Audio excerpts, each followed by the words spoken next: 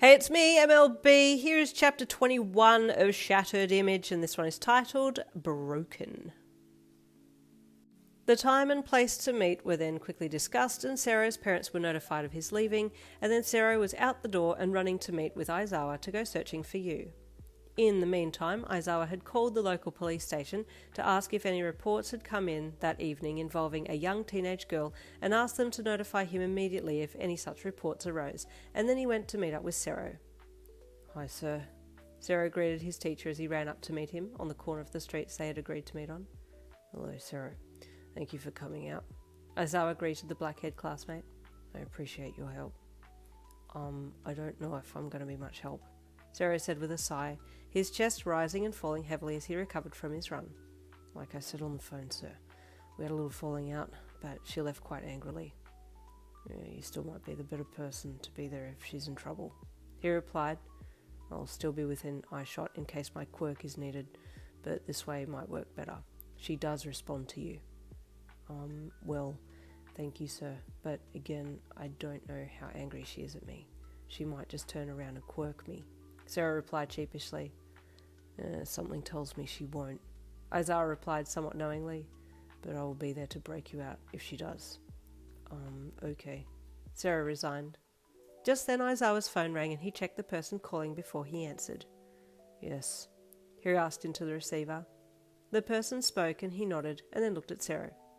"Yes, we're not far from there. I'll be right over," he said, and then he turned to Sero as he hung up.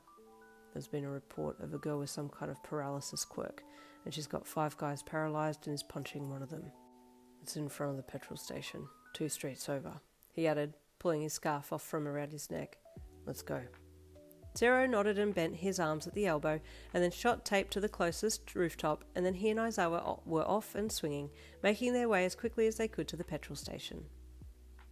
The grin on your face grew the more that your knuckles met the flesh of your victim's face. He had long passed out, and your other victims were all quirked out of their minds too, just waiting patiently, unbeknownst to them, for their time to be assaulted. The more you let loose, the more you spiraled, taking out all of your anger, frustration, and disappointment on this poor, unsuspecting guy. In your haze, you started questioning your and Sero's friendship, worrying that he was going to cut you off after your outburst earlier that evening at the ramen shop. "Why?" you screamed into the guy's face, blood running down your knuckles and dripping onto his chest. "Is she more perfect than me? I know she is! Why didn't you go and be with her then? I know I'm a failure!" you shouted frantically, before laying into him again. Your mind brought forth Momo, and then Sero smiling at her, and it threw fuel on your jealous rage, making you scream as you punched with all your might, a giant grin on your face as you felt the adrenaline take over you.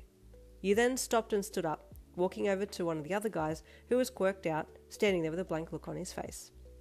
"And you can go to hell too," you snarled at him, shoving him in the chest and making him topple over backwards before you fell onto him, your knee driving into his chest. You heard cracking under the weight of your knee, but you didn't care. You laughed instead. Served him right, apparently, in your eyes. "And so now you're going to fail me?" you asked the unconscious guy under you, your mind's eye bringing forth Aizawa's face. "You know I'm a failure, right?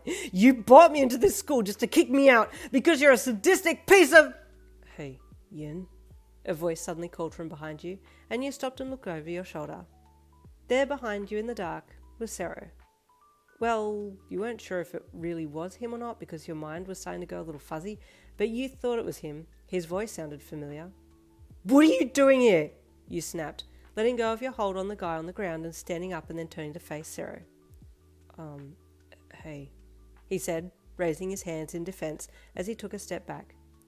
"Listen, I'm sorry about before. That was my bad."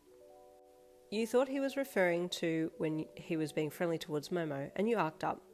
"If you like her so much, then just go be with her then!" you shouted at him. I don't know what you're talking about," Sero said with hesitation. Yin, you're shaking. Are you okay?" he asked gently as he took a tentative step towards you. "Don't take another step or I'll quirk you!" you shouted at him, balling your fists up and glaring at him. "It's gonna be okay," he said gently as he stood there watching you. You had blood smears all over you, your whole body was shaking, your hair was a mess, and you had a pained expression flashing in your eyes. He just wanted to get to you, physically hold you, but also get to you mentally as well. You always held so many walls up, but he wanted to either break them down or climb over them to get to your core.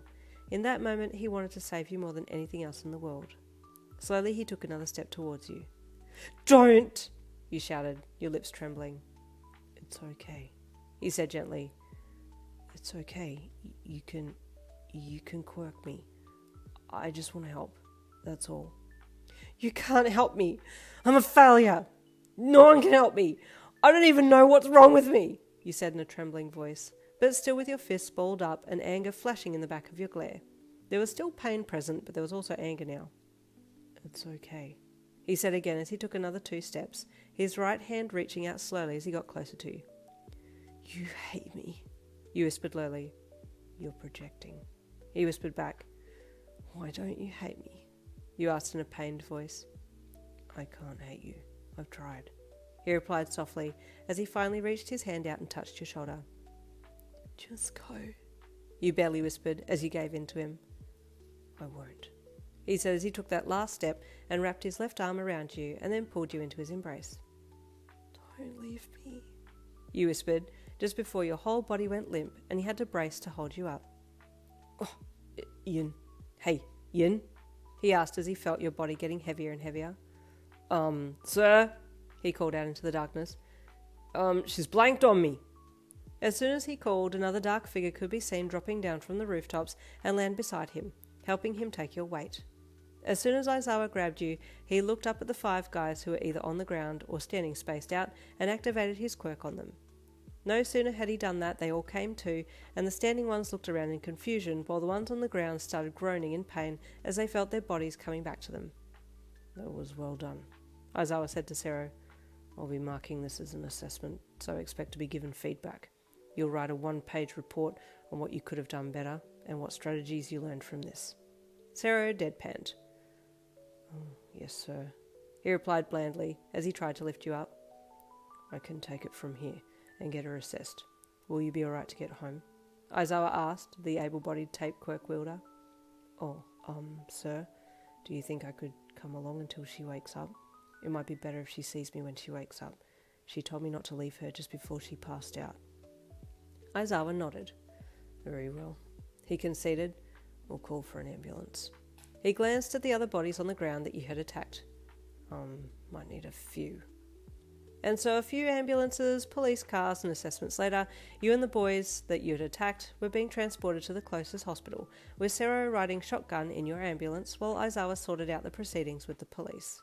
It was decided to have you assessed first before placing any charges, and also to review footage of the attack and get reports from those who you had laid hands on.